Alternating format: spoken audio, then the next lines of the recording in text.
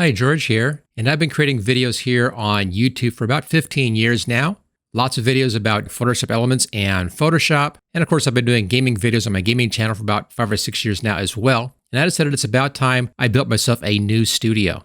So I spent some time using ChatGPT to create some concept images and design concept video. What I have to begin with here is the screen at the top, my keyboard, I have my mouse over here, I have a Toolbox video editing controller over here, and of course I have an older chair. This is not the current chair. And everything else in here is a new design concept. Now I decided to go ahead and document this whole process. Let me just bring that video up here. I'll be showing the whole process as I create this studio, but I didn't want to put it on this channel to get in the way of all of my regular videos here with Photoshop Elements and Affinity Photo. So instead I'll put the whole build on one of my other channels. But I'll go through the whole process first, the design process.